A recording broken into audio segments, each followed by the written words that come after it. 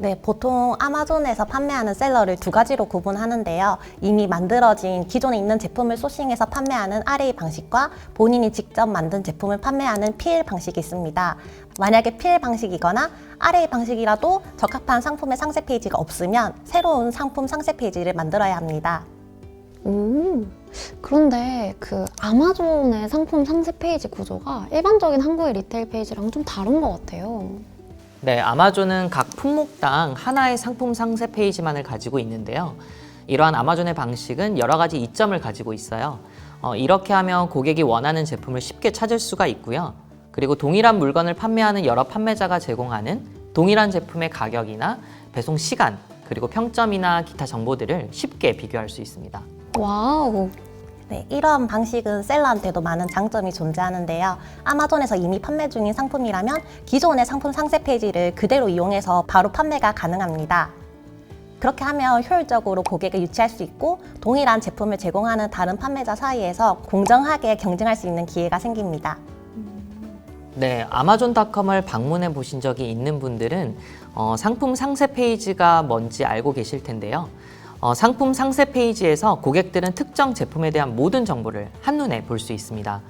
고객이 상품을 찾고 구매 결정을 내리기 쉽게 만들 수 있는 그런 상세 페이지를 만드는 것이 매우 중요한데요. 무엇보다 간결하면서도 정확하면서도 이해하기 쉬운 페이지 구성은 구매 결정에 큰 도움이 될 수 있겠죠. 자세한 권장사항을 보시려면 다음 화면을 캡처해서 참고하시면 좋을 것 같습니다. 네, 순수님. 네. 제품명 작성에 대해서도 팁을 드리면 좋을 것 같은데요. 네. 판매를 높이기 위해서는 제품명을 좀 포괄적으로 적으면 좋을까요? 아니면 조금 기능적인 강점에 집중하는 것이 좋을까요? 네, 매우 중요한 부분인데요. 제품명에는 브랜드명을 포함해서 간략한 설명이나 제품 라인업, 소재나 성분, 그리고 색상이나 크기, 그리고 수량 정보들을 다 포함시키는 것이 좋습니다. 조금 더 도움이 될 만한 꿀팁을 좀 드리자면 고객의 관점에서 조금 더 구체적인 혜택과 장점도 포함되면 좋고요. 특히 특수 기능이나 크기, 연령대, 그리고 사용 환경, 그리고 사용자에게 요구되는 스킬 수준이나 원산지 등의 정보를 포함해서 적는 것이 좋겠죠. 네, 예를 들어 진공 보온이라고만 설명하는 것보다 24시간 보온 플라스크, 36도씨 유지, 사겹 단열이라고 설명하는 것이 훨씬 더 효과적이겠죠. 그리고 저는 개인적으로 상품을 선택할 때 이미지를 보고 결정하는 편이어서 상품 이미지를 최적화하는 것이 중요하다고 생각합니다. 저 같은 경우에도 가끔 제품 클릭률이 안 좋거나 클릭은 많이 됐는데 판매로 전환이 안 되는 경우에는 이미지를 많이 수정하는데요. 그런 경우에 좀 더 판매량이 오르는 효과를 많이 봤습니다. 이미지가 중요하거든요. 네, 맞아요. 상품 이미지는 검색 결과에도 표시가 되지만 고객들이 구매를 결정할 때 가장 중요하게 고려하는 요소 중에 하나입니다. 상품을 효과적으로 보여줄 수 있는 고해상도 이미지를 반드시 사용해야 한다는 점 무엇보다 중요하겠죠? 저는 사실 그 상세 페이지가 보기 좋아 보여도 결국에는 가격 관련해서 제일 중요한 요소가 바로 가격이 좋은 상품에 끌리게 되는 경우가 많은 네. 것 같아요. 제가 한번 프라임데이 때 에어팟을 구매하려고 아마존에 처음 가입했던 적이 있는데 이 가격에 에어팟을 살 수 있다고? 이게 말이 안 되잖아요. 그래서 너무 신기해서 일단 구매까지 얼른 진행을 했어요. 근데 구매를 하고 나서 다시 생각을 해보니까 이거 사기 아니야? 이런 생각이 든 거죠.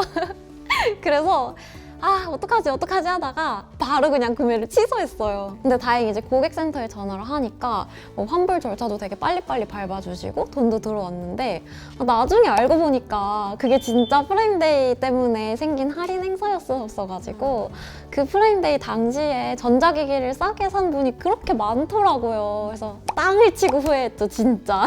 네, 그런 일들이 종종 있죠. 가격대는 실제로 구매 결정에 무엇보다 중요한 요소인데요.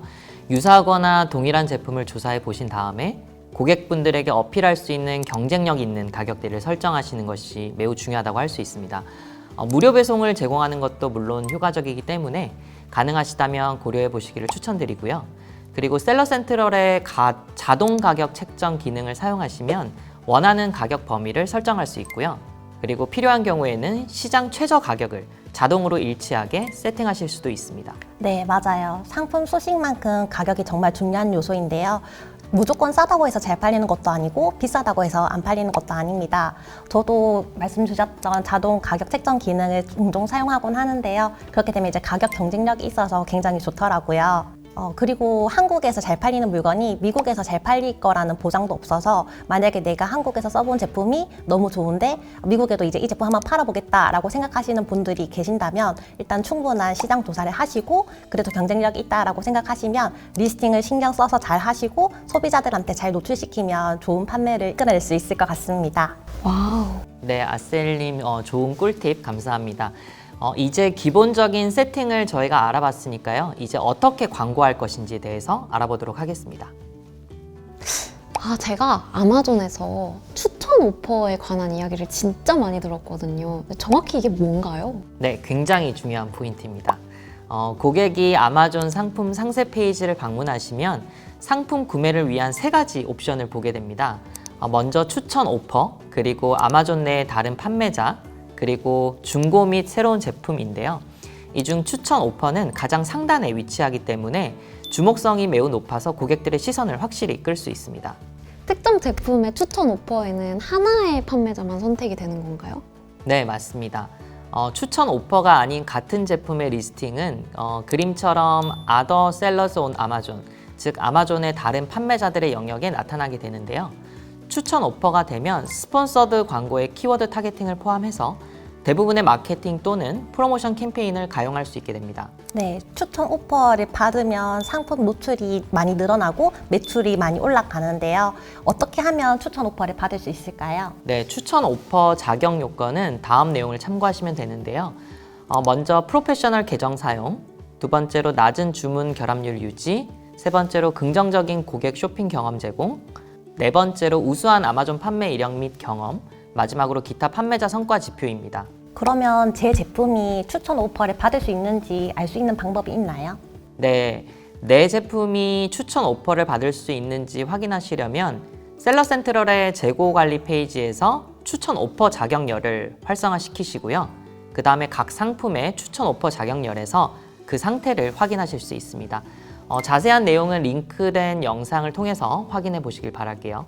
그런데 브랜드 등록 꼭 해야 할까요?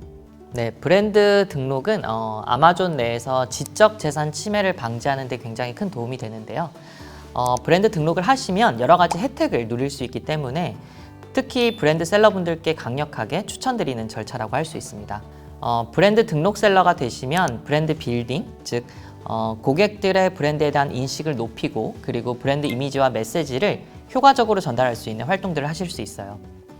네, 사실 브랜드 기능 중에 가장 중요한 것이 A+ 컨텐츠 기능인데요. A+ 컨텐츠는 상세 페이지 기능이라고 보시면 되고요. 많은 분들이 제품 런칭하기에 급급해서 상세 페이지를 간과하시는 경우가 많은데 아마존 같은 경우에는 온라인 스토어다 보니까 저희가 제품을 직접 보거나 만질 수 없어서 이런 제품에 대한 설명이나 장점 등을 상세 페이지에 잘 녹여내는 것이 굉장히 중요합니다.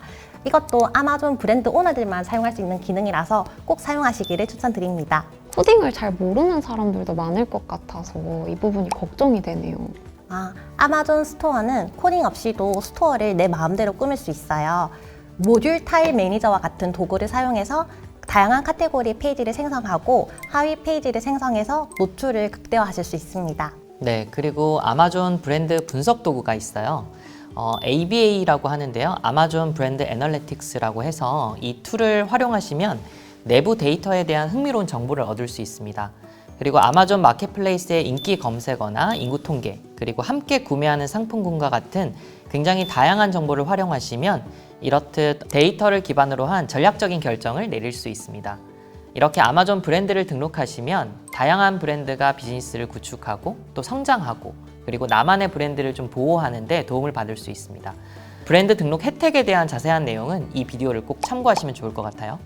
네, 그럼 마지막으로 혹시 비즈니스 성장을 위한 체크리스트 같은 게 있을까요?